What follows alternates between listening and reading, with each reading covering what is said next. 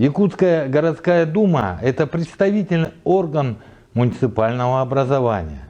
И согласно закона за номером 33, она обладает полномочиями по избранию главы городского округа город Якутск после истечения срока полномочий действующего главы. В данный момент у главы городского округа Евгения Николаевича Григорьева срок полномочий истек 2 апреля.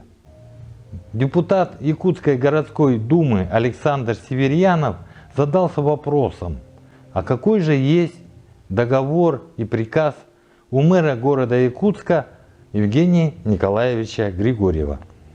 После сессии у нас был разговор с прокурором города Якутска. Я ему задал вопрос такой: если существует ли какое-нибудь постановление, распоряжение, указ или приказ о продлении полномочий главы города Якутска Григория Евгения Николаевича. На что мне сказал прокурор, что он не видел ни постановления, ни распоряжения, никакой другой бумаги на продление полномочий. Их просто нет. Как сказал прокурор города Якутска, их невидение на это есть нарушение федерального закона. Я на встрече главы города Якутска вопрос задал такой ему тоже. Поясните вашу причину продления вашего срока. Он сослался на федеральный закон 33, но в нем ничего об этом не сказано. То есть поэтому я считаю, что есть нарушение, и как депутат городской думы я обращаюсь к прокурору города Якутска.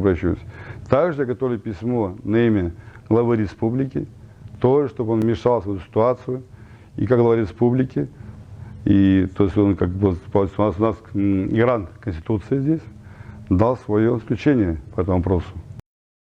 Мы понимаем, что было объявление о том, что согласно федерального законодательства полномочия главы городского округа продлевается до выборов в сентябре, но не было никаких постановлений, распоряжений, приказов о том, что эти полномочия действительны и что до сентября месяца глава будет руководить округом.